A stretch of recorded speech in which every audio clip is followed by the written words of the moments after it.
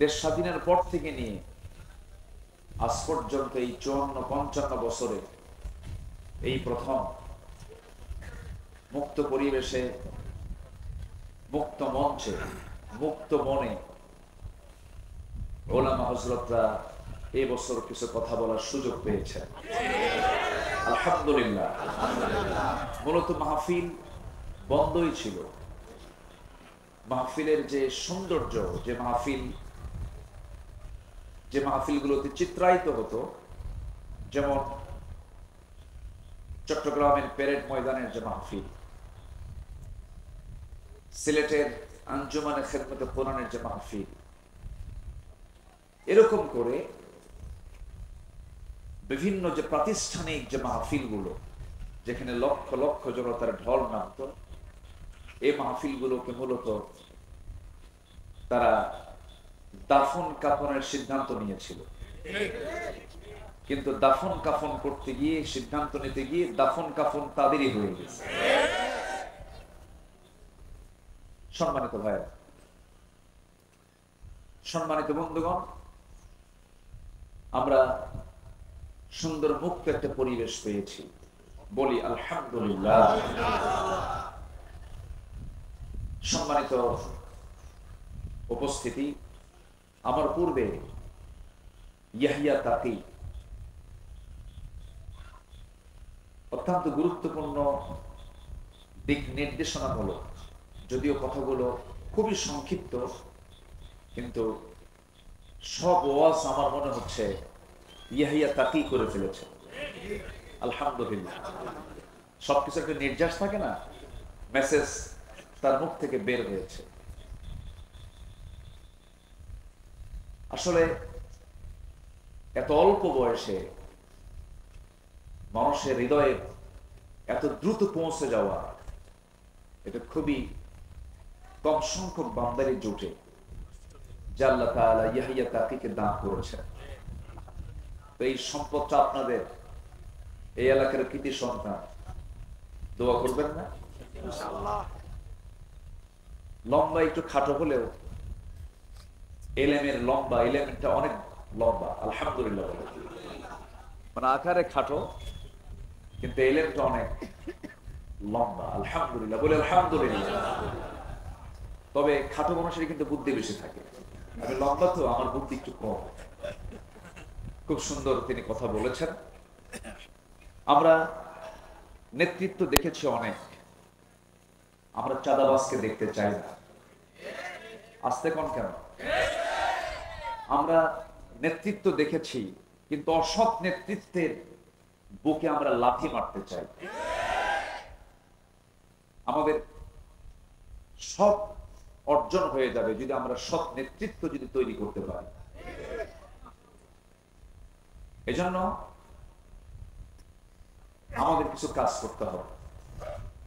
ব্যক্তি গঠন, পরিবার গঠন, সমাজ গঠনে আমাকে আপনাকে চরমভাবে পরিশ্রম করতে হবে, কাজ করতে হবে। ব্যক্তি গঠন হবে কোরআন বাদ দিয়া, নাকি? আসতে বলেন কেন? আজকে দেখেন, দেশ স্বাধীন হয়েছে কত আগে। মিনিস্ট্রি অফ এডুকেশন ছিল, শিক্ষা মন্ত্রণালয় ছিল, ধর্ম মন্ত্রণালয় ছিল, তারপরে পরিকল্পনা মন্ত্রণালয় ছিল। এতগুলো মন্ত্রণালয় থাকার পরেও গোটা পৃথিবীর দ্বিতীয় বৃহত্তম মুসলিম জনপদ বাংলাদেশ, সেই দেশের বসবাস করা মুসলমান যেই কিতাবের জ্ঞান না থাকলে, যে কিতাবটাকে সহি না করে পড়লে তার কোন ইবাদত আল্লাহ কবুল করবেন না, নামাজ কবুল হবে না। সে কোরআনটাই আজকে জাতির হাতে তুলে দিতে পারে নাই। আমি যদি বলি, এখানে যারা বসে আছেন, কোরআনটাকে শুধুমাত্র অর্থ না, ব্যাখ্যাও না, শুধুমাত্র সহি করে কোরআন পড়তে পারেন, সবার হাত কি উঠবে? আমি কিন্তু লজ্জা দিচ্ছি না, মন খারাপ করবেন না। আমি যদি বলি এখানে নন মুসলিম কেউ আছেন? থাকলেও দুই একজন থাকতে পারেন, কিন্তু ম্যাক্সিমাম কিন্তু এখানে মুসলিম। অথচ মুসলিম হওয়ার পরেও, মুসলিম পরিবারে জন্মগ্রহণ করার পরেও আমি আপনি সহি করে কোরআন পড়তে পারছি না, কোরআন পড়তে পারি না। এই দোষ যদিও হ্যাঁ প্রথম ব্যক্তির হতে পারে, কিন্তু অবশ্যই আমি কেন কোরআন শিখতে পারি নাই, একটি রাষ্ট্র থাকার পরেও, যে রাষ্ট্রে একটা আইন থাকার পরেও, যেখানে শিক্ষা মন্ত্রণালয় থাকার পরেও আমি কেন কোরআনটাকে সহি করে পড়তে পারি না? এটার মূল কারণ হলো এই ষড়যন্ত্র আজকের নয়। এই উপমহাদেশ শাসন করেছে ওই লুটেরা। ইউরোপরা এসে 200 বছর শাসন করেছে না শোষণ করেছে? শোষণ করেছে। তাদেরকে আমরা উৎখাত করেছি, তাদেরকে আমরা তাড়িয়েছি। ব্রিটিশ বিরোধী আন্দোলন করেছে এই জাতি, কিন্তু ব্রিটিশরা চলে গেল, তাদের রেখে যাওয়া ব্রিটিশি ল প্রত্যেকটা কোর্টে, আদালত প্রাঙ্গণে আছে না নাই বলেন তো? আমাদের এলাকায় একটা গালি আছে, যদি কেউ যদি খুব বদমাইশ হয় তাকে বলে তুই তো ব্রিটিশ। এর এলাকায় আছে কিনা জানি না, তুই তো ব্রিটিশ, মানে এটা গালি একটা, ঠিকই বলেন তো? গালি কেন বলবে না? কারণ ইউরোপের সভ্যতা, আধুনিক যে ইউরোপ গড়ে উঠেছে, সব সম্মানিত ভাই, সেই ব্রিটিশ বিরোধী আন্দোলন করে তাদেরকে তাড়ালাম। তাদের তৈরি করা আইনকে আমরা এখনো রেখে দিয়েছি, তাদের তৈরি করা সিলেবাস, কারিকুলামকে আমরা এখনো রেখে দিয়েছি। এই জন্য এই জাতির এখনো ভালো করে দিন শেখা হলো না, ভালো করে কোরআন শেখা হলো না। এরপরে আবার বিগত 16 বছর খুব বরকতের সরকার ছিল। যতটুকু ছিল ইসলাম, এটাকেও তারা মুছে ফেলার সমূহ চেষ্টা করেছে। এমন কোন ওয়ে নাই, সকল ওয়ে তারা খাটিয়েছে, কিন্তু সবচেয়ে বড় ধরা কার? আসতে বলবেন না কার? আল্লাহ আছেন না নাই? আল্লাহ ছিলেন, আছেন, থাকবেন। তিনি প্রথম, তিনি শেষ, তিনি গোপন, তিনি প্রকাশ্য। আল্লাহ রাব্বুল আলামিন বলেন, হুয়াল আউয়াল ওয়াল আখির ওয়াল যাহির ওয়াল বাতিন ওয়া হুয়া বিকুল্লি শাইইন আলীম। তিনি প্রকাশ্য, তিনি গোপন, তিনি প্রথম, তিনি শেষ। সকল ক্ষমতা কারো হতে পারে না, সকল ক্ষমতা একমাত্র কার? সকল ক্ষমতা কার? আল্লাহ। এদেশের জনগণ ভাবছিল না মরা পর্যন্ত উপায় নাই। আল্লাহ কয় এত হতাশ হলে হয়? আমি কি আল্লাহ নাই? আলাইসাল্লাহু বিকাফিন আবদা। বান্দার জন্য যথেষ্ট কে? আল্লাহ। আসতে বলবেন না কে? আল্লাহ। আমরা চাওয়ার চাইতে বেশি পেয়ে গেছি, এটা যেন আমাদেরকে বিপদে না ফেলে। আবার কেমন যেন মনে হচ্ছে আমার কাছে, আমরা বেশি মনে হয় পেয়ে গেছি। এটার জন্য আমরা যেন এই বিগত 16 বছর, ফেরাউন বেঁচে ছিল হলো 1600 বছর, এরা ছিল 16 বছর। সংখ্যার যে মিল হলো কেন বুঝলাম? সংখ্যার মিল আছে কিনা বলেন? চরিত্র মিল ছিল।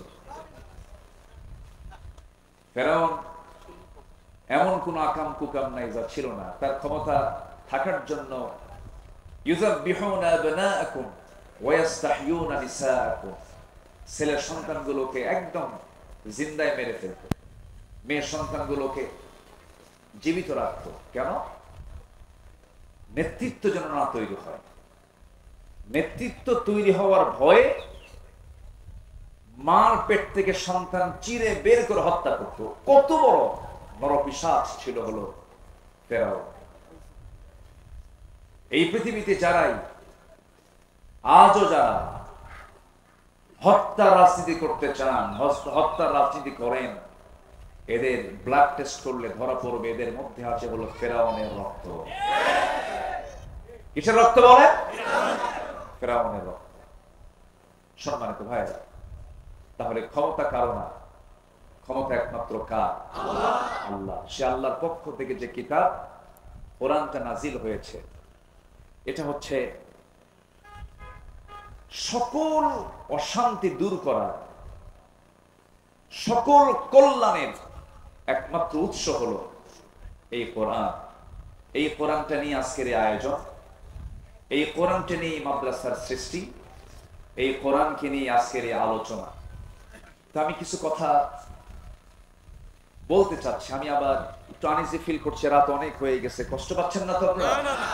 বলি আলহামদুলিল্লাহ, জোরে বলি আলহামদুলিল্লাহ। পৃথিবীর সকল জ্ঞান যেখানে হেরে যায়, সকল জ্ঞান যেখানে শেষ, সেখানে কোরআনের জ্ঞানটা শুরু। বলি আলহামদুলিল্লাহ। আল্লাহ পাক এর মধ্যে এমন কিছু তথ্য দিয়েছেন যা পৃথিবীর কোথাও পাওয়া যায় না, খুঁজে পাওয়া যায় না। এটা একটা আশ্চর্য কিতাব।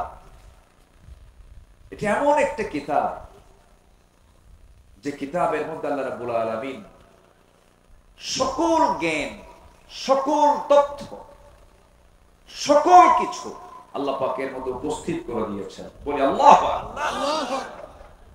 কোন অফিস চালাবেন আপনি এই কিতাব দিয়ে? কোন অফিসটা আপনি চালাতে চান? স্বরাষ্ট্র মন্ত্রণালয় মনে হয় নাই এর মধ্যে?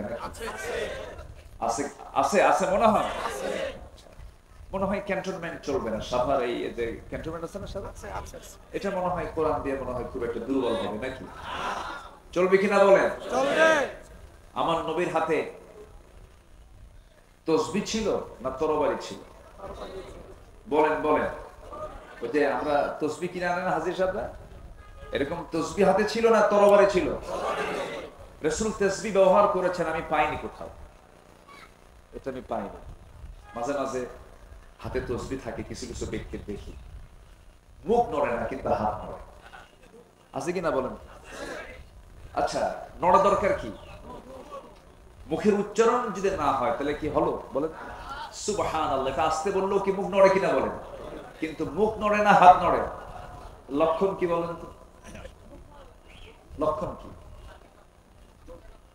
তাহলে এটা নড়তেছে, কথা কয়, আবার এদিকে কথা হয়, এই কথা কয় আর এদিকে তসবিহ নড়ে। আছে কিনা বলেন? তাহলে এটা কি বলেন? এটা কি বলেন? কি তাসবিহ? হ্যাঁ। আমার নবীর হাতে গণনার জন্য কোন তাসবিহ ছিল না, আমার রাসূলের হাতে ছিল দ্বীন প্রতিষ্ঠার জন্য তরবারি। আমাদেরকে কথা বলতে দেয়নি দীর্ঘ 16 বছর। কত আলেমকে, কত যে প্রকার জুলুম করেছে। আল্লামা সাঈদীর মতো মানুষটাকে ধরে রিমান্ডে নিয়ে প্রায় 2-2.5 মাস ধরে একটানা 3 দিন 4 দিন পর্যন্ত একটা চেয়ারে বসে রেখে হিন্দু পুলিশ দিয়ে তার মুখে থাপড়ানো হয়েছে। মাথা চক্কর মেরে তিনি পড়ে গেছেন। সম্মানিত ভাইরা, আল্লাহ কি শোনেন না? আর আল্লাহ শোনেন কিনা বলেন? আল্লাহ শোনেন। চোখের পানিতে যায় নামাজ ভিজে গেছে, চোখের পানিতে জেলখানার বালিশ ভিজে গেছে। আজকের যিনি মেহমান কথা বলবেন, আমার প্রিয় ভাই খালিদ সাইফুল্লাহ আইয়ুবী, তার হাত ভেঙে দেওয়া হয়েছে।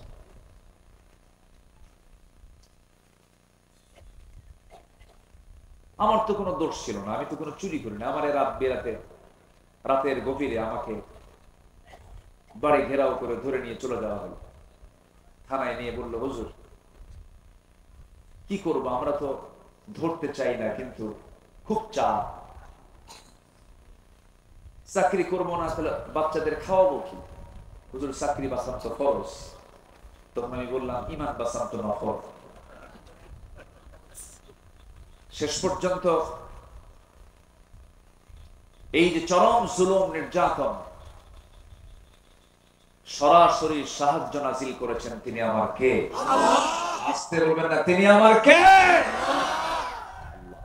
আসুন না সে আল্লাহর পথে, আল্লাহর পথে, আল্লাহর আইনের দিকে আমরা একটু দৌড়াই। মাগফিরাত কামনা করব কার? আল্লাহ। আল্লাহ রাব্বুল আলামিন বলেন وسارعوا إلى مغفرة من ربكم وجنة عرضها السماوات والأرض أعدت للمتقين। তুমি তোমার রবের মাগফিরাতের দিকে দৌড়াও, জান্নাতের দিকে দৌড়াও, অলসতা করো না, বক্র কোনো পথে যেও না, সেই পথটা নিয়ে নাও।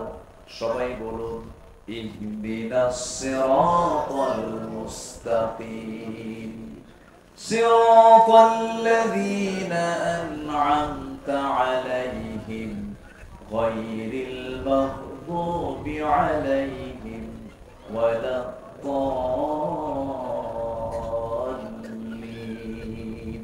এরপরে আর একটু জোরে বলুন না ভাই। আল্লাহর পথে টিকে থাকতে হবে। ঈমান টানা সহজ, কিন্তু ঈমানের উপরে টিকে থাকাটা কঠিন। নবীর হাতে বায়াত নিয়ে দিন গ্রহণ করে বেঈমান হয়ে মারা গেছে এমন রেকর্ড আছে না নাই? আছে। নবীর চেহারা দেখে, নবীর বয়ান শুনে, নবীর হাতে হাত রেখে ঈমান গ্রহণ করার পরে আবিসিনিয়াতে হিজরত করে পর্যন্ত চলে গেছে, সেখানে খ্রিস্টান হয়ে দুনিয়া থেকে বিদায় নিয়েছে।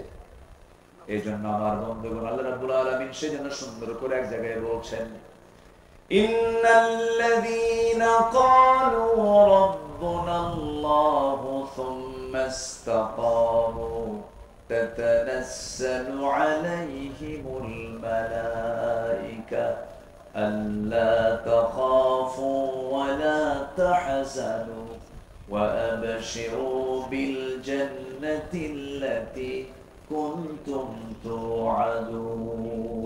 জোরে বলুন আল্লাহু আকবার। যারা ঈমান আনবে এবং তার উপরে টিকে থাকবে তাদের জন্যই তো জান্নাত। টিকে থাকতে হবে, শেষ নিঃশ্বাস পর্যন্ত বলতে হবে আমার রবকে। আসতে বলবেন আমার রবকে। আল্লাহ আমার রব। টিকে থাকতে হবে। ঈমান তো আনা যায়, কিন্তু ঈমান আনার পরে হাজারো বাধা আপনার সামনে, আপনার জীবনে চলে আসবে। হাজারো ঝামেলা আসুক না কেন, মহা মুসিবত আসুক না কেন, সেই সময় প্রকৃত যারা ঈমানদার তাদের জবান থেকে বের হবে কি? আল্লাযীনা ইযা আসাবাতহুম মুসিবাতুন ক্বালু ইন্না লিল্লাহি ওয়া ইন্না ইলাইহি রাজিউন। জোরে বলুন আল্লাহু আকবার। যখন কোনো বিপদ আসবে ভাবতে হবে আল্লাহর সাহায্য, আল্লাহ পাক আমার প্রতি সাহায্য নাজিল করবেন। আশাদ্দুন নাসি বালাউল আম্বিয়া সুম্মাল আমসাল ফাল আমসাল।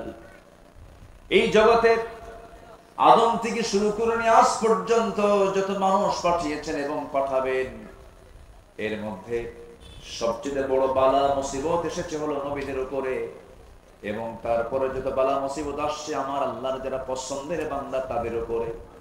তাহলে বালা মুসিবত বিপদ আল্লাহ পাক দেন কি খারাপ ব্যক্তির উপরে বেশি না ভালো বান্দার উপরে বেশি? ভালো বান্দার উপরে বেশি। বিপদ আসবে, মুসিবত আসবে, কিন্তু চ্যালেঞ্জ ধরে রাখতে হবে হলো ঈমানের। ঈমান যেন আমার ছুটে না যায়। ঈমান চলে গেল তো সব চলে গেল। সম্মানিত ভাইয়েরা, আর সেই ঈমানকে ধরে রাখার জন্য যে ইলম দরকার, যে জ্ঞান দরকার, জ্ঞান এটা এমন একটি সম্পদ যে জ্ঞানী হয় শয়তান তাকে ধোঁকা দিতে পারে না। শয়তান তাকে কি করতে পারে না? ধোঁকা দিতে পারে না। শয়তান মূর্খের কাছে গিয়ে যত আরাম পায়, জ্ঞানীর কাছে গিয়ে সেই মজাটা পায় না। এই জন্য আল্লাহ তাআলার প্রথম হুকুম কি? বলেন তো, পড়ো। বলেন তো কি প্রথম হুকুমটা কি বলেন? পড়ো। ইকরা, পড়ো। কার নামে? আসতে বলবেন না, কার নামে? আল্লাহর নামে পড়ো। আমার দেশে পড়াশোনা যে হচ্ছে না তা না, হচ্ছে। শিক্ষিতের হার বিগত সকল সময়ের চাইতে এখন বেশি না কম? বেশি। আমার দেশে এখন শিক্ষিতের হার অনেক, কিন্তু যে শিক্ষিতরা আমরা দেখতে পাচ্ছি, যে শিক্ষিতদের দেখতে পাচ্ছি, আমার দেশের উন্নয়নে ধরুন শ্রমিকরা দেশটাকে পিছায় দিয়েছে না আগায় দিয়েছে? আগায় দিয়েছে। আমার দেশের কৃষক যারা কৃষি কাজ করেন তারা দেশকে পিছায় দিয়েছে না আগায় দিয়েছে? আগায় দিয়েছে। প্রবাসী, লক্ষ লক্ষ প্রবাসী প্রবাস জীবনে থেকে ওই পাখির মতো ঝুলে ঝুলে কনস্ট্রাকশনের যে কাজগুলো করেন, তারা দেশকে পিছায় দিয়েছেন না আগায় দিয়েছে? আগায় দিয়েছে। আচ্ছা বলুন তো, শ্রমিক, এই কৃষক, এই প্রবাসী লোকগুলো কি শিক্ষিত না অশিক্ষিত? অশিক্ষিত। তারা অশিক্ষিত হওয়ার পরও এই শ্রমিক, এই প্রবাসী, এই কৃষক অশিক্ষিত থাকার পরও দেশকে তারা আগায় দিল, দেশের উন্নয়নে বিশাল ভূমিকা পালন করলো, কিন্তু দেশকে পিছায় দিল কারা? বলেন কারা? শিক্ষিতরা। কোন শিক্ষিতরা? যারা কোরআন শিখেছে তারা মনে হয় নাকি? বলেন তারা? তাহলে শিক্ষা দু প্রকার। দেশকে পিছায় দিয়েছে রুহের শিক্ষায় শিক্ষিত যারা, যে শিক্ষার মধ্যে প্রাণ আছে, ওহির শিক্ষার মধ্যে যে প্রাণটা আছে, এই শিক্ষায় শিক্ষিত লোকগুলো দেশকে পিছায় দেয় নাই। দেশের টাকা লোপাট করে বাইরে পাচার করেছে ওই সমস্ত শিক্ষিতরাই যারা কোরআন ছাড়া জ্ঞান অর্জন করে জাতিকে ঠকিয়ে দিয়েছে। সম্মানিত ভাইরা, আমি বলছি না যে আপনি ইঞ্জিনিয়ার হবেন না, হবেন। আমি বলছি না আপনি ডাক্তার হবেন না, হবেন। কেন হবেন না? ডাক্তার হবেন, ইঞ্জিনিয়ার হবেন, কিন্তু সব জ্ঞান অর্জন আপনি করতে পারবেন, আপত্তি নেই। কিন্তু সবার ডাক্তার হওয়া ফরজ না, সবার ইঞ্জিনিয়ার হওয়া ফরজ না। কিন্তু সবার জন্য জান্নাত পাওয়ার জন্য কি শেখা ফরজ? বলেন কি শেখা ফরজ? কোরআন শেখা সবার জন্য ফরজ। সম্মানিত ভাইরা, এই জাতিকে কোরআন থেকে মাহরুম রাখা হয়েছে। আমরা এমন একটি শিক্ষানীতি দেখতে চাই, যেহেতু একটা মাদ্রাসার প্রোগ্রামে আসছি, আমি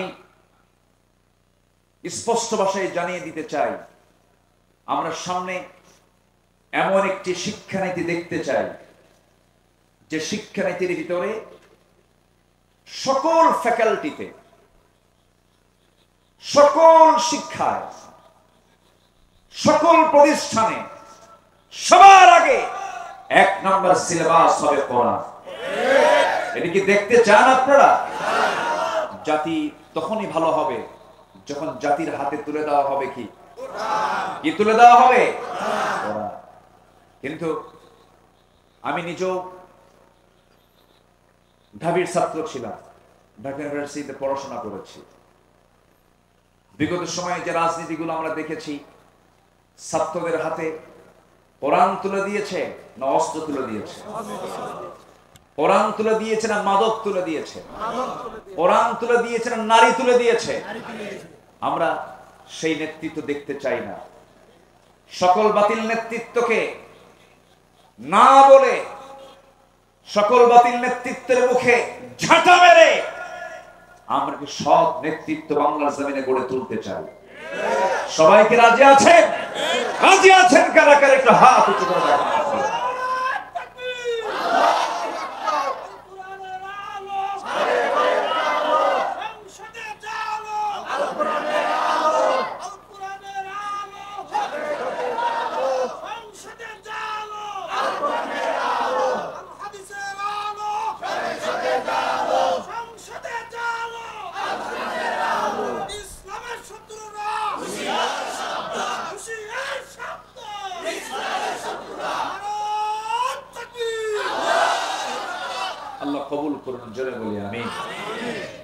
করতেছেন মনে হয়।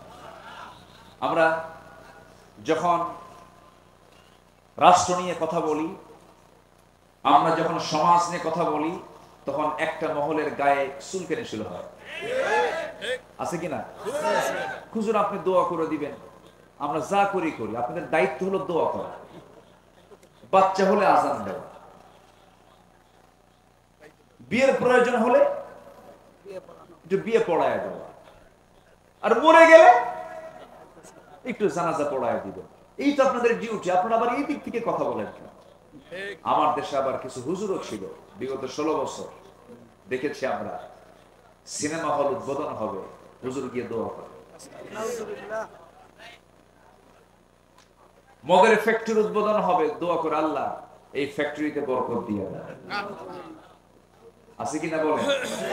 এখনো ঘাপটি মারা এই সমস্ত মুনাফিক চক্র আছে না নাই? যারা সামান্য কিছু অর্থের বিনিময়ে দিনকে বিক্রি করে দেয়। ইয়াহিয়া তাকির একটা কথা খুব পছন্দ হয়েছে, ছাগলের দাম 20,000 টাকা, আর একটা ব্যক্তি তার ঈমান বিক্রি করে 500 টাকা দিয়ে। সম্মানিত ভাইরা, আমরা নিজের জীবনটাকে সাজাবো কোরআন দিয়ে, জোরে বলি ইনশাআল্লাহ। আমি 8টি পয়েন্টে কথা বলতে চাই, সময় লাগবে, আমাকে সময় দেবেন ইনশাআল্লাহ। আমার আবার তবিয়ত হলো একটু সময় নিয়ে কথা বল, এটা অভ্যাস। আমি যারা আমার আলোচনা শোনেন, আমি একটু সময় নিয়ে কথা বলি, যে সময় আমাকে দিলে আমি তাহলে কথা বলা শুরু করতে পারি। কারো কোনো আপত্তি নাই তো? হয়তো কষ্ট হচ্ছে আপনাদের, একটু গরম, অসুবিধা হচ্ছে, একটু মনোযোগ দিয়ে শুনবেন। আল্লাহ তুমি শোনার তৌফিক দান করুন, বলি আল্লাহুম্মা আমিন। কোরআনের আলোকে প্রকৃত মুমিনের আদর্শ চরিত্রের একটা রূপরেখা আমি তুলে ধরতে চাচ্ছি। আমরা আমাদের চরিত্রকে সুন্দর করে সাজাবো হলো কোরআন দিয়ে, জোরে বলি ইনশাআল্লাহ। ইনশাআল্লাহ। নাম্বার 1, আমার দিলটা থাকতে হবে সর্বক্ষণ কার ভয়ে ভীত? আসতে বলবেন না, কার ভয়ে ভীত থাকতে হবে? আল্লাহর ভয়ে। আল্লাহর ভয়ে ভীত হলেই পৃথিবীর কোনো ভয় ওই দিলে স্থান পায় না। আল্লাহর ভয়টা ইস্তেকামাত হলে পরে সেই দিলের মধ্যে কোনোদিন কোনো কপট, কোনো কটু চক্রান্তকারী তার ঈমানকে ছিনতাই করে নিতে পারে না, সেই হৃদয়ে শয়তান বাসা বাঁধতে পারে না। এজন্য আমাদের দিলে যে ভয়টা, এই ভয়টা জাগ্রত করতে হবে। কার ভয়? আল্লাহর ভয়। খুব কমন একটা আয়াত। আল্লাহ রাব্বুল আলামিন সূরা আনফালের শুরুতে 2 নম্বর আয়াতে সুন্দর করে আল্লাহ রাব্বুল আলামিন বলছেন, যারা পারেন এই আয়াতগুলো সবারই মুখস্থ থাকা দরকার। আল্লাহ রাব্বুল আলামিন সুন্দর করে বলছেন, ইন্নামাল মুমিনুনা আল্লাযীনা ইযা যুকিরাল্লাহু ওয়াজিলাত কুলুবুহুম ওয়া ইযা তুলিয়াত আলাইহিম আয়াতুহু যাদাতুহুম ঈমানান ওয়া আলা রাব্বিহিম ইয়াতাওয়াক্কালুন। জোরে বলুন আল্লাহু আকবার। মুমিনের 3টা দিক আল্লাহ রাব্বুল আলামিনের জায়গায় তুলে ধরেছেন। নাম্বার 1 হলো আল্লাহর জিকির করা। আল্লাহর জিকির করলে পরে যারা প্রকৃত যারা ঈমানদার, তাদের দিলটা প্রকম্পিত হয়। কার ভয়ে? আল্লাহর ভয়ে। আসতে বলবেন না, কার ভয়ে? আল্লাহর ভয়ে। নাম্বার 2 হলো ঈমান যদি একটু দুর্বল থেকে থাকে, কোরআনের সুন্দর করে তেলাওয়াতের মধ্য দিয়া, কোরআনটাকে বোঝার মধ্য দিয়া, তিলাওয়াত, কিরাআত, দিরাসাত, তাদাব্বুর, সমস্ত হকগুলো আদায় করে যে বান্দা কোরআনের হক আদায় করে কোরআনটা সুন্দর করে বোঝার চেষ্টা করবে, ঈমান যদি দুর্বল থাকে, কোরআন শোনার সঙ্গে সঙ্গে তার ঈমানটা শতগুণে বৃদ্ধি পেয়ে যায়। জোরে বলি সুবহানাল্লাহ। মোবাইলের চার্জ কমে গেছে, চার্জার দিয়ে চার্জ দিতে হবে। ঈমানের চার্জ একটু দুর্বল হয়েছে, চার্জ দিতে হয় কি দিয়া? কোরআন দিয়ে। আসতে বলবেন না, কি দিয়া? কোরআন দিয়ে। যে দলের রাজনীতি কোরআন দিয়ে নয়, সেই দল করা হারাম। আসতে কোন কেন? আসতে কোন কেন? মুসলমান কখনো জাতীয়তাবাদকে বিশ্বাস করতে পারে না। মুসলমান কখনো সেকুলারিজমকে বিশ্বাস করতে পারে না। মুসলমান কখনো ক্যাপিটালিজমকে বিশ্বাস করতে পারে না। মুসলমান কখনো মানুষের তৈরি করা কোনো ইজমকে, কোনো মতবাদকে, তন্ত্র মন্ত্রকে বিশ্বাস করতে পারে না। মুসলমান বিশ্বাস করবে কার দেওয়া বিধানকে? আল্লাহর দেওয়া বিধানকে মুসলমান বিশ্বাস করবে। তাহলে কোরআন তেলাওয়াত করলে পরে, কোরআনটার সঙ্গে সম্পর্ক রাখলে পরে ঈমানের চার্জ কমে না বাড়ে? আসতে বলবেন না, কমে না বাড়ে? বাড়ে। অতএব যেখানে কোরআন পাবেন, যেখানে কোরআন ওয়ালা পাবেন, সেই জায়গায় আমাদের বৈঠক বেশি হওয়া দরকার, তাদের সঙ্গে যোগ সাজস বেশি রাখা দরকার। যেখানে গেলে বিড়ি পাওয়া যায়, যেখানে গেলে পরে ইয়াবার ট্যাবলেট পাওয়া যায়, যেখানে গেলে পরে অস্ত্র পাওয়া যায়, যেখানে গেলে পরে চাঁদার ভাগ পাওয়া যায়, যেখানে গেলে পরে নারী পাওয়া যায়, ওই সমস্ত জায়গাকে আমাদের মাইনাস করতে হবে। ঠিক কিনা বলে? এমন জায়গা আছে না নাই আমার দেশে? আছে। আসতে বলবেন না, আছে না নাই? আছে। আচ্ছা সম্মানিত ভাইরা, তাহলে ঈমান বৃদ্ধির জন্য মাধ্যম হলো এই কিতাবের সঙ্গে সম্পর্ক রাখা। আর জিকির করলে দিলে ভয় সৃষ্টি হয়। কার ভয়?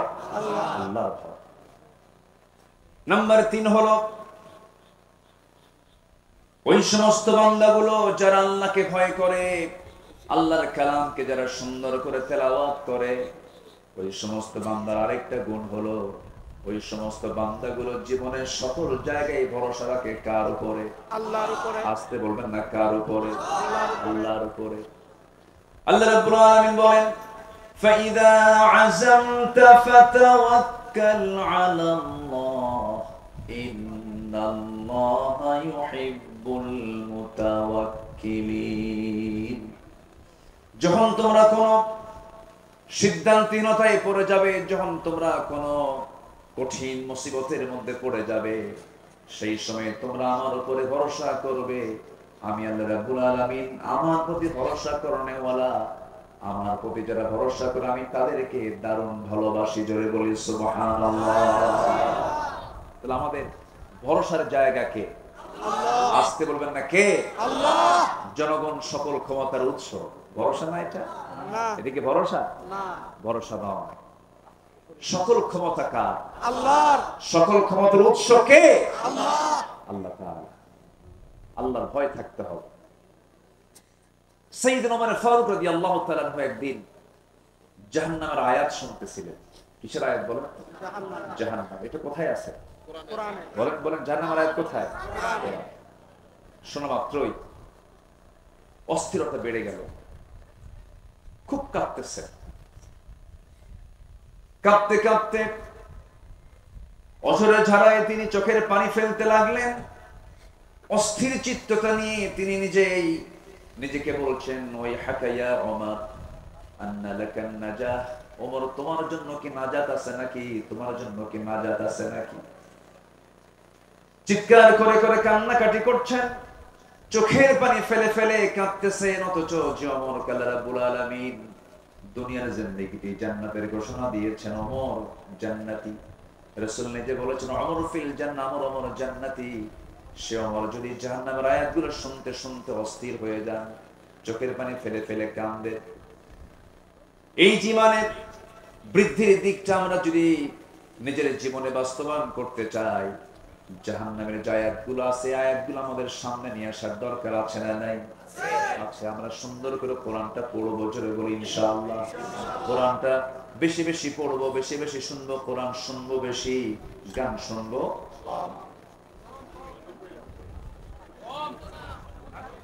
এতক্ষণে গান শুনবে কম শুনবে? তাহলে কম শোনা জায়েজ নাকি? যেটা জায়েজ নাই কমও জায়েজ নাই, বেশিও জায়েজ নাই। সারা বছর কোন মাসে আইএমএ 20 রোজা বাদ দেয় না, সোমবার বৃহস্পতিবার রোজা রাখে, ঈদের দিন মদ খায়। ঈদের দিন কি খায়? মদ খায়। ভাবে যে সারা বছর তো আমি আওয়াবিন পড়ি, তাহাজ্জুদ পড়ি, ঈদের দিন বিকেল বেলা একটু আনন্দ করবো, ঝোঁক মারবো, এবার কি হবে? আছে কিনা বলে? এটা কি ইমানদারের কাজ? ইমানদার কখনো যেটা হারাম, অল্প হারামও সে গ্রহণ করতে পারে না, যাবে না। ইমানদার সম্পূর্ণ হারাম জিনিসকে, হারাম খাদ্যকে, হারাম বস্তুকে, হারাম পন্থাকে সে চুল পরিমাণ গ্রহণ করতে পারে না। এটা হচ্ছে একজন আল্লাহর নৈকট্য হাসিলকারী, আল্লাহর স্মরণে যে জাকির হবে, যে জিকির করনেওয়ালা হবে, সে এমন চরিত্রের হবে। আল্লাহ তুমি আমাদেরকে এমন চরিত্র অর্জন করার তৌফিক দাও, জোরে বলি আমিন। সে আদর্শ চারিত্রিক রূপরেখার 2 নম্বর দিক হচ্ছে আল্লাহ এবং রাসূলের প্রতি নিঃশর্ত আনুগত্য। আমরা যে আনুগত্য করব আল্লাহকে এবং রাসূলকে, কোন শর্ত দিয়া, আসতে পারে কোন শর্ত দিয়া, আর আল্লাহ এবং রাসূল ছাড়া অন্য কারো যখন আমরা আনুগত্য করতে যাব তখন কি দিয়া? শর্ত দিয়া। আমি আপনার আনুগত্য করব যতক্ষণ আপনি আল্লাহকে মানবেন, রাসূলকে মানবেন, ততক্ষণ মানব। আপনি আমার ইমাম, আমি ততক্ষণ মানব যতক্ষণ আপনি নামাজটা আপনি আল্লাহর নিয়মে পড়বেন। রুকু কয়বার করে বলে? সেজদা কয়বার হয়? 2 বার। রুকু একবার। আর ইমাম যদি মনে করে রুকু একবার করে লাভ কি, সেজদাও 2 বার দেই, রুকু 2 বার দেব, সওয়াব তো বেশি হয়। আপনি কি পড়বেন নামাজ? এটা কি এই পন্থা কি ইসলাম দিয়েছে? ইসলাম দিয়েছে কয়বার? একবার। আমি 2 বার দিতে পারি না। সেজদা দিতে বলেছে কয়বার? 2 বার। 3 বার করতে পারি না। আর যদি কোনো ইমাম 3 বার সেজদা দেয়, 2 বার রুকু করে, বেশি তো করলো, এরপরও মানা যাবে না। তাহলে আমি ওই ইমামকে মানতেছি শর্ত দিয়া, কি দিয়া? যতক্ষণ তুমি আল্লাহ রাসূলকে মানো ততক্ষণ তুমি আমার, আমি তোমাকে আনুগত্য করব, তুমি আমার ইমাম। আল্লাহ নবীর আনুগত্য বাদ দিবা, কল্লা ধরে টেনে মসজিদ থেকে বের করে ঠিক কি না? এটাই হচ্ছে নিঃশর্ত আনুগত্য আর শর্ত আনুগত্য। আপনি আল্লাহর সাথে, রাসূলের সাথে তার আপনার যে আনুগত্য হবে, এটা হবে নিঃশর্ত, কোন শর্ত দেওয়া যাবে না। আল্লাহ যা বলেছেন, কেন বলেছেন, এটা বলা যাবে। রাসূল এটা করতে বলেছেন, কেন বলেছেন, এটা বলা যাবে না। আপনি কেন বলবেন, ঈমান আপনার চলে যাবে। আল্লাহ যা বলেছেন, সামিআনা ওয়া আতাআনা, শুনলাম, সঙ্গে সঙ্গে তা মানব। জোরে বলি ইনশাআল্লাহ। আল্লাহ রাব্বুল আলামিন বলেন, ইয়া আইয়ুহাল্লাযীনা আমানু আতিউল্লাহা ওয়া আতিউর রাসূল ওয়া লা তুবতিলু আ'মালাকুম। আল্লাহ পাক আরেক জায়গায় বলছেন, ইয়া আইয়ুহাল্লাযীনা আমানু আতিউল্লাহা ওয়া আতিউর রাসূল وأولي الأمر منكم فإن تنازعتم في شيء فردوه إلى الله والرسول جربوا الله أكبر। আল্লাহর আনুগত্য করো, নবীর আনুগত্য করো, তোমাদের মধ্যে যারা লিডার তাদের তোমার আনুগত্য করো। তবে তারা যদি কোনো ঝামেলায় পড়ে যায়, কোনো ঝামেলায় তোমরা যদি পড়ে যাও, সেক্ষেত্রে তোমরা ফিরে যাবে ফারুদ্দুহু ইলাল্লাহি ওয়ার রাসূল, আল্লাহ এবং রাসূলের দিকে। অর্থাৎ আল্লাহ এবং রাসূলের যে আনুগত্য করবে, এই আনুগত্যের মাঝে কোনো শর্ত আরোপ করা যাবে না। আমার বন্ধুগণ, একটু কান লাগায় মনোযোগ দিয়ে সবাই শোনার চেষ্টা করবে। সাহাবায়ে কেরাম নবীর যে আনুগত্য করেছেন, কোন শর্ত দিয়ে তারা আনুগত্য করেন নাই, হাসি মুখে জীবন দিয়েছেন। রাসূল যখন যা বলেছেন, সাহাবায়ে কেরাম কোন শর্ত লাগায় তারা আনুগত্য করেন নাই, সঙ্গে সঙ্গে তা মেনে নিয়েছেন। আল্লাহ রাব্বুল আলামিন আমার রাসূলকে এত দাম দিয়েছেন, এত সম্মান দিয়েছেন। আমার আল্লাহ রাব্বুল আলামিন রাসূলকে সম্মান দিতে গিয়ে গোটা বান্দাকে জানিয়ে দিচ্ছেন, ও আমার বান্দারা, আমার যদি ভালোবাসা পেতে চাও, একজন ব্যক্তির আনুগত্য তোমার জন্য আমি আল্লাহ অপরিহার্য করে দিলাম, সেটা হলো আমার রাসূলের আনুগত্য করা। আমার যদি ভালোবাসা পেতে চাও, আমার মুহাব্বত যদি তুমি অর্জন করতে চাও, শর্ত হলো আমার নবীর তোমরা ইত্তেবা করবে। আল্লাহ রাব্বুল আলামিন বলছেন, ফাত্তাবিউনি ইউহিব্বুকুমুল্লাহ ওয়া ইয়াগফির লাকুম যুনুবাকুম ওয়াল্লাহু গফুরুর রহিম। জোরে বলুন আল্লাহু আকবার। আল্লাহর যদি ভালোবাসা পেতে চাও, নবীর আনুগত্য করো, নবী যা কিছু বলেছেন তা তোমরা ফলো করো। ব্যক্তি জীবন থেকে শুরু করে নিয়া তোমার যত জীবন আছে, প্রত্যেকটা জীবনের প্রত্যেকটা অঙ্গনে নবীকে মানো, নবীকে ফলো করো, নবীর তোমরা আনুগত্য করো। ব্যক্তি জীবনে রাসূলকে মানবে, রাষ্ট্রীয় জীবনে রাসূলকে মানবে না। ধর্মীয় জীবনে নামাজকে মানবে, রোজাকে মানবে, কিন্তু রাজনীতির ময়দানে গিয়ে তুমি রাসূলকে মানবে না। তুমি নবীর উম্মত হতে পারো না, তুমি একজন ভণ্ড প্রতারক। আসতে কম কেন? এরকম ভণ্ড প্রতারক তো আমার দেশে নাই মনে হয়। আসতে বলবেন না, আছে না নাই? সম্মানিত ভাইরা, রাসূলকে ভালোবাসা মানে এটা নয় একটু দরুদ শরীফ পড়লাম, হ্যাঁ সওয়াব পাবেন, অবশ্যই দরুদ পড়লে সওয়াব পাবেন না কেন?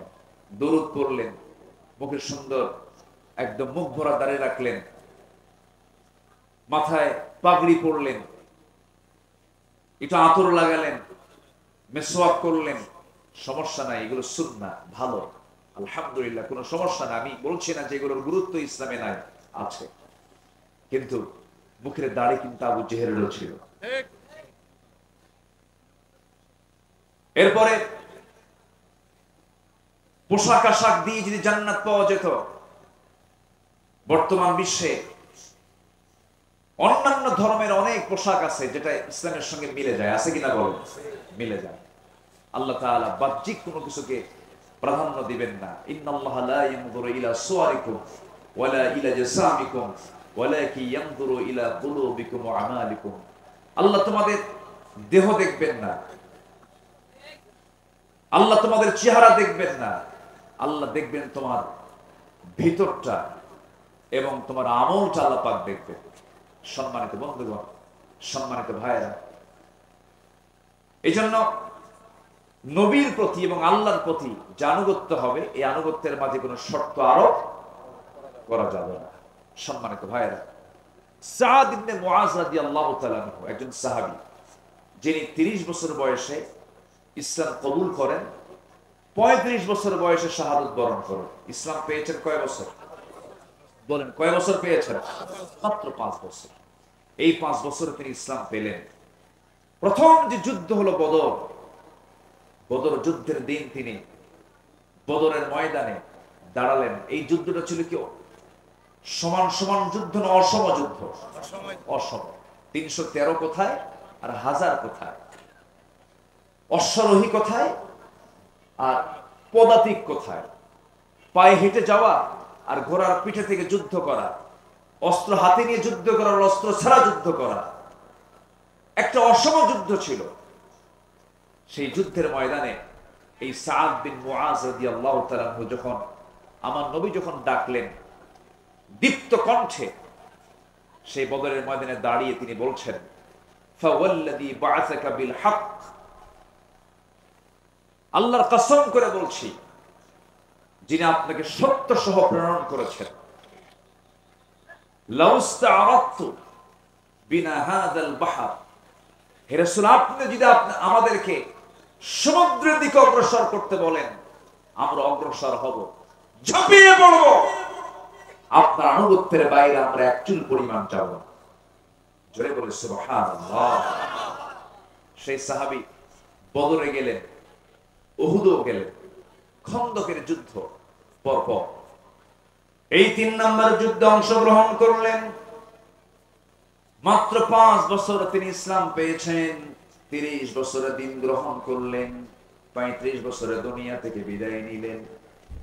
যখন উহুদের ময়দানে খন্দকের পরীক্ষা খননের যুদ্ধের ময়দানে যখন তিনি উপস্থিত, যুদ্ধ শেষ হওয়ার মাঝেই একটা আক্রমণ তার প্রতি করা হলো, রক্তক্ষরণ শুরু হয়ে গেল। সেই রক্তক্ষরণে তিনি রক্ত শূন্যতায় পড়ে গেলেন।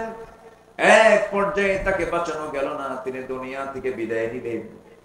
সাহাবায়ে কেরাম শোকাহত চিত্ততা নিয়ে রাসূলের সামনে এসে বলছেন, ইয়া রাসূলুল্লাহ, আপনার প্রিয় সাহাবী সাদ বিন মুআজকে আমরা অনেক চেষ্টা করেছি, তার সেবা করেছি, বাঁচলো না, দুনিয়া থেকে বিদায় নিয়েছেন।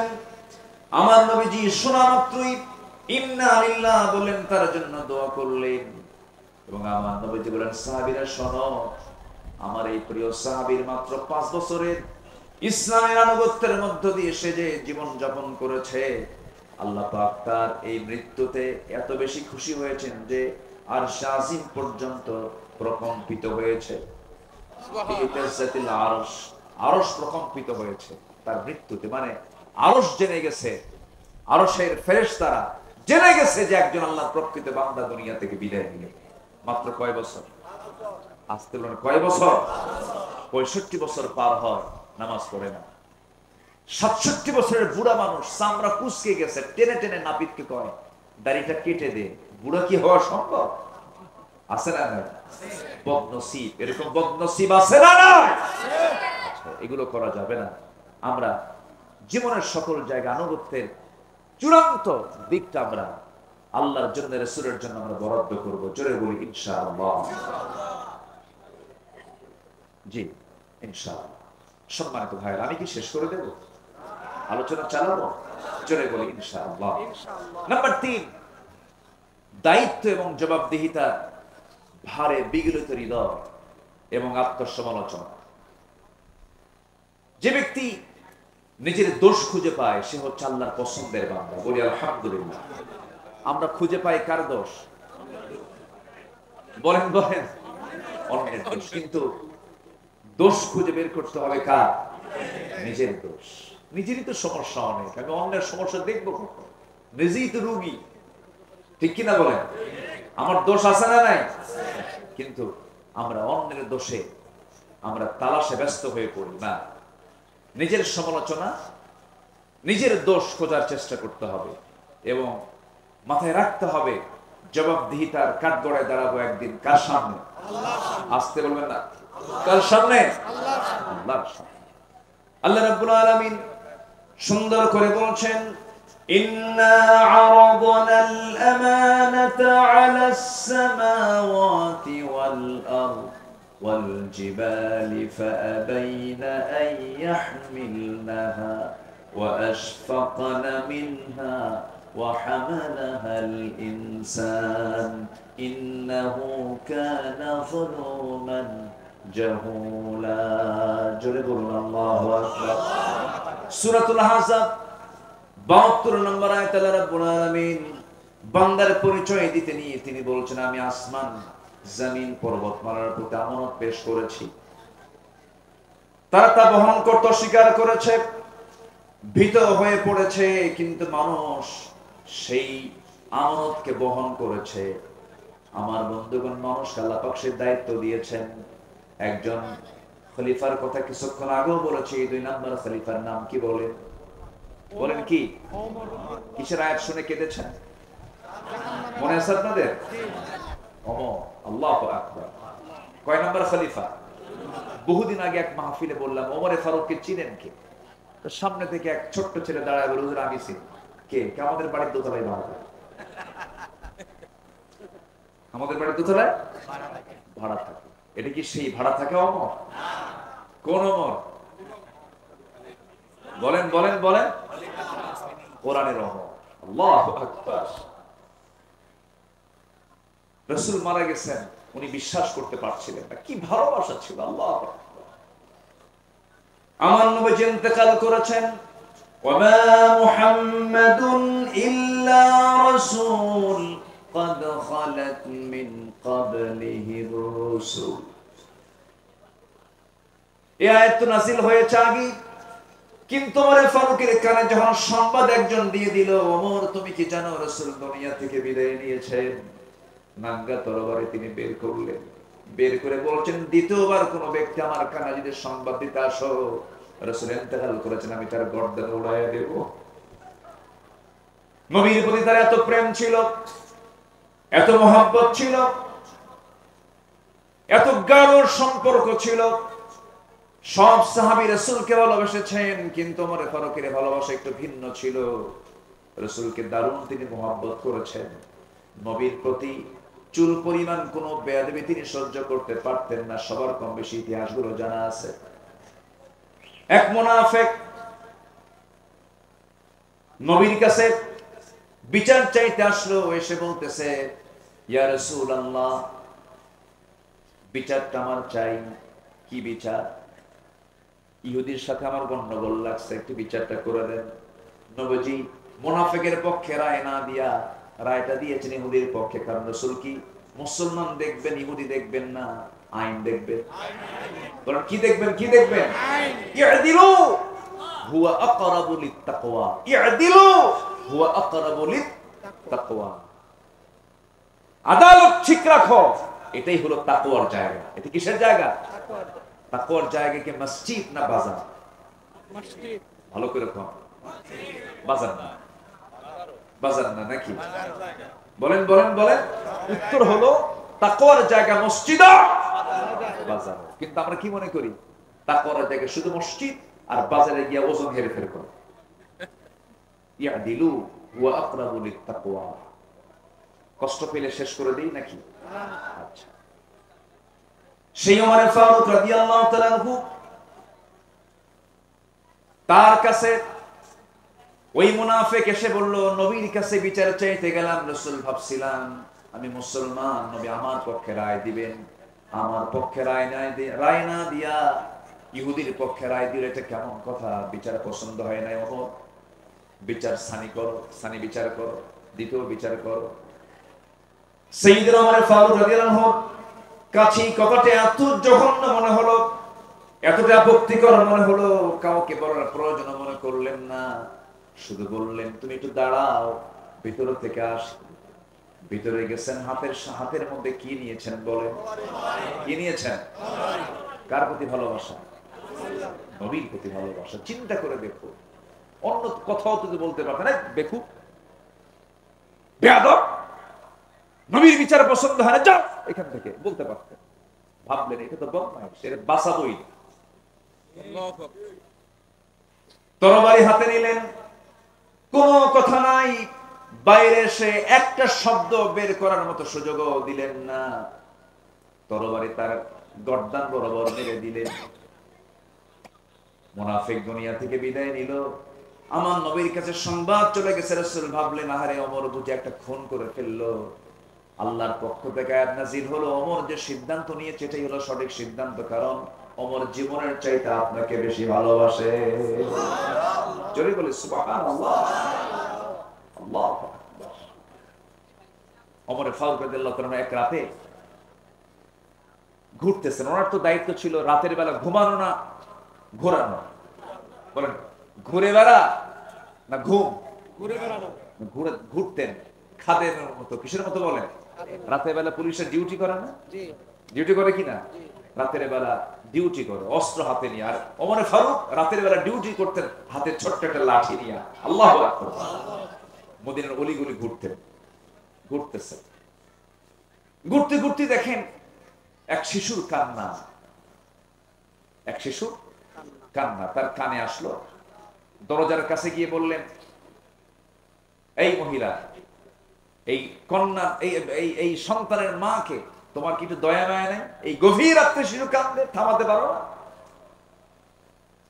ধমক দিলেন, আবার চলে গেল।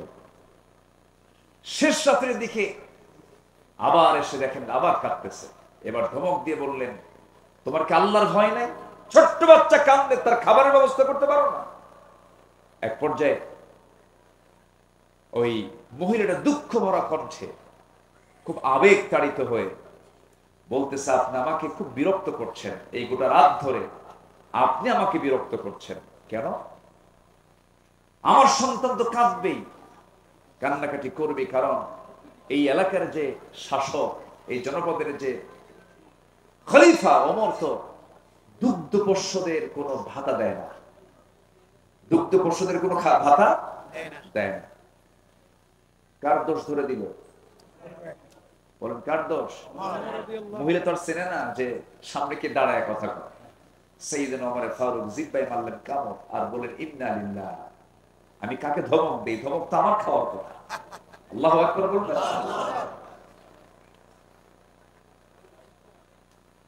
জানা হলো শিশুটার বয়স কত? কয়েক মাস বয়স। দুগ্ধপোষ্যদের ভাতা দেওয়া হয় না। সেজদায় পড়ে তিনি কান্নাকাটি শুরু করে দিলেন আর বলছেন, আল্লাহ তোমার এই অধম বান্দা ওমর হাজারো সন্তান, হাজারো তোমার বান্দাকে হত্যা করেছে। আমার রাষ্ট্রে তো দুগ্ধপোষ্য মাদের কোনো ভাতা দেওয়া হয় নাই। আমি বড় ভুল করেছি আল্লাহ। সিদ্ধান্ত নিলাম আজকের দিন থেকে আমার জনপদে যত দুগ্ধপোষ্য মা থাকবে সকল মার জন্য আজকে থেকে ভাতা চালু করে দিলাম। আল্লাহু আকবার। তারা নিজেকে সংশোধন করেছে কার ভয়ে? আল্লাহ।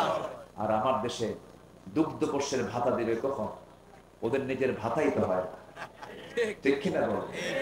দেশের সম্পদ দেশে রাখলেও হতো, দেশের সম্পদগুলো দেশেও রাখলো না। এই যে মিলিয়ন বিলিয়ন ডলারগুলো তারা দেশ থেকে পাচার করেছে। তারা দেশে রাজনীতি করতে চান, ভালো কথা, রাজনীতি করবেন না কেন? টাকাগুলো আনে আস্তে খান কেন, ঠিক কিনা বলেন?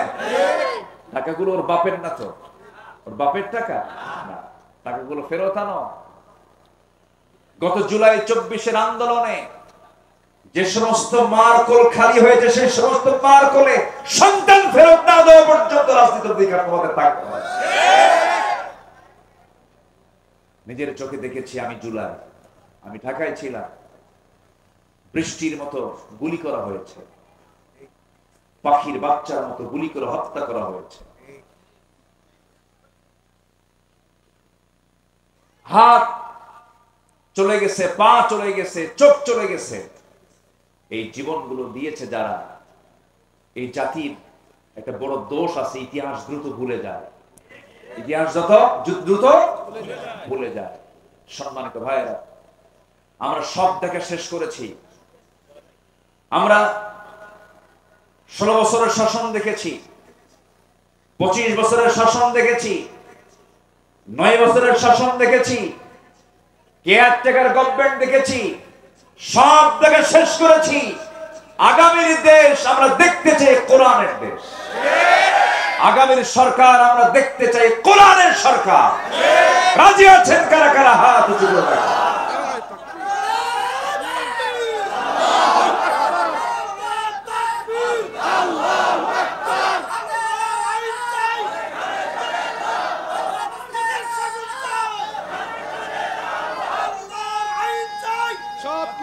আল্লাহ কবুল করুন, জোরে বলি আমিন। নাম্বার 4 হলো ইবাদতে অহংকার না নিরহংকার? নিরহংকার এবং বিশুদ্ধ চিত্ততা নিয়ে আমরা ইবাদত করব, জোরে বলি ইনশাআল্লাহ। অহংকারী ইবাদতকারী আছে না নাই? ইবাদত করে কিন্তু কি আছে? অহংকার। জানো আমি 27 বার হজ করছি, আছে কিনা বলেন? আপনি কি জানেন হুজুর আমি না কতবার জাহাজের আসর সুমা খাইছে তার হিসাবই নাই। হাজের আসর সুমা খাওয়া তো ফরজ। হাজের আসওয়াদে জোর করে সুমা খেতে যায় এমন লোক আছে না নাই বলেন? ওখানে জোরাজোরি করলে ওর হজের সমস্যা হবে না বলেন? যারা হজে গেছেন তারা কিন্তু টের পাচ্ছে। ফালা রাফাথা ওয়ালা ফুসুকা ওয়ালা জিদালা ফিল হজ। হজের সফরে কোনো প্রকার ফুসুকি করা যাবে না, তর্ক বিতর্ক করা যাবে না, ঠেলাঠেলি করা যাবে না। তো ওই হাজের আসওয়াদে, হাজের আসওয়াদ কয়টা? পাথর কয়টা? আর সুমা খেতে যায় কয়জন? ওখানে গেলে যদি আপনি কতবার যে সুমা খাইছি, মানে ও মারামারি করছে জীবনের বহুবার। কি কথা কি বুঝতেছেন? এগুলো হচ্ছে দেখানো আর ভাব, কি বলেন তো, ভাব, অহংকার, এগুলো করছে। এই সমস্ত ইবাদত আল্লাহর দরবারে কবুল হবে না। বিশুদ্ধ চিত্ততা নিয়ে আমরা সকল কাজগুলো করব, জোরে বলি ইনশাআল্লাহ। সফলকে কোরআনকে প্রশ্ন করুন, কোরআন বলে দিচ্ছে। আল্লাহ রাব্বুল আলামিন বলেন, قد أفلح من تزكى وذكر اسم ربه فصلى। আরেক জায়গায় বলছেন قد أفلح من زكاها وقد خاب من دساها। التقوى ها هنا، التقوى ها هنا। তাকওয়াটা হলো এই জায়গায় ভিতরের বিষয় এটা। এই জন্য আমরা বিশুদ্ধ চিত্ততা নিয়ে চলবো। আমরা তাজকিয়াতুন নফসকে আমরা মাথায় রাখবো, নফসের শুদ্ধতা নিয়ে আমরা চলবো। ওই সমস্ত বান্দাগুলো সফল যারা নফসকে শুদ্ধ করতে পেরেছে, জিকির করেছে কার? আল্লাহ। নামাজ পড়েছে কয় ওয়াক্ত? 5 ওয়াক্ত। নামাজকে সবাই পড়তে রাজি আছেন নাকি? হাত উঁচু করে দেখান তো দেখি, জোরে বলি ইয়া আল্লাহ। আমাদেরকে 5 ওয়াক্ত সালাত আদায় করার তৌফিক তুমি আল্লাহ দিয়া দাও। জোরে বলি আমিন। আরো জোরে আমিন। নাম্বার 5 হলো ধোঁকাবাজি, প্রবঞ্চনা মুক্ত সৎ জীবন। আমরা এটা চেষ্টা করব গঠন করার। জোরে বলি ইনশাআল্লাহ। ইত্তাকুল্লাহ ওয়া কুনু মা'আস সাদিকিন। আমরা এই গুণটা অর্জন করার চেষ্টা করব। নাম্বার 6 হলো তাকওয়া। একমাত্র ভয় থাকবে কার? আল্লাহ, আল্লাহ পাকের। নাম্বার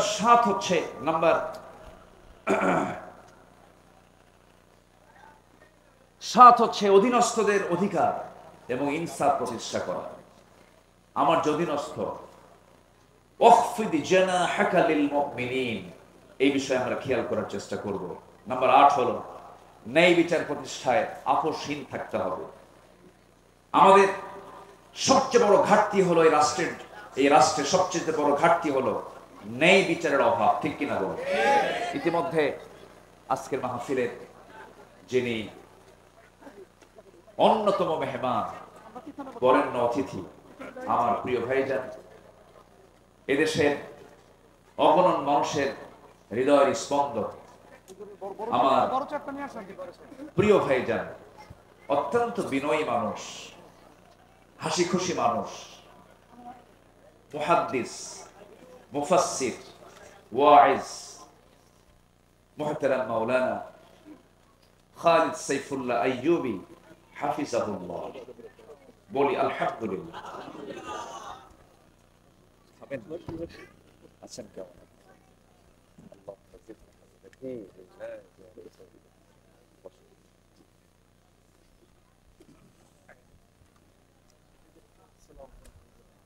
জি, উনি এসেছেন।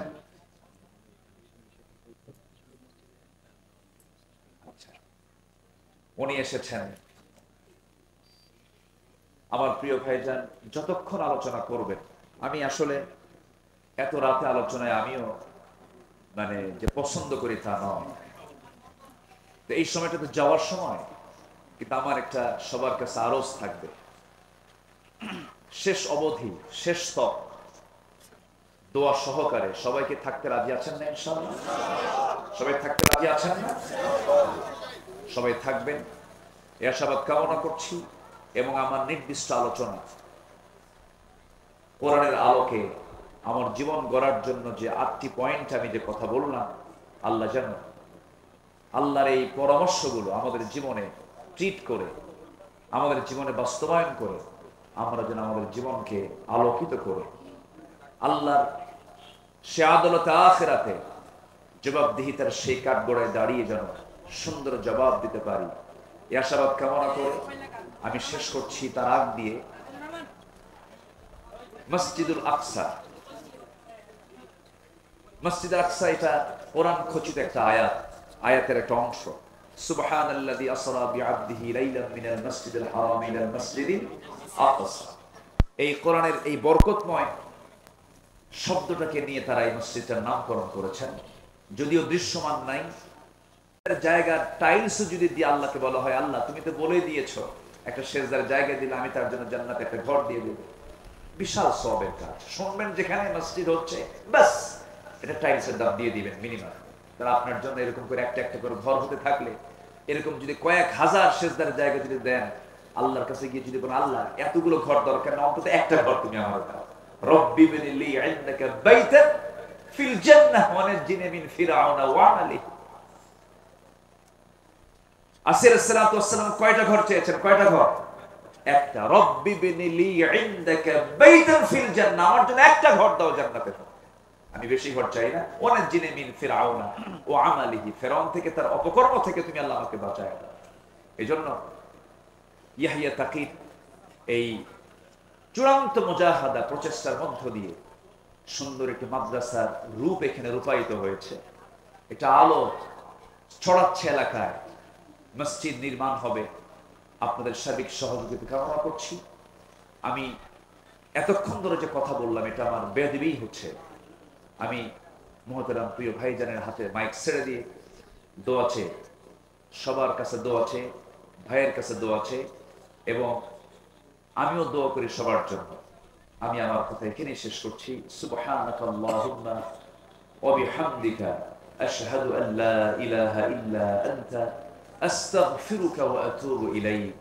আসসালামু আলাইকুম ওয়া রাহমাতুল্লাহি ওয়া বারাকাতুহু।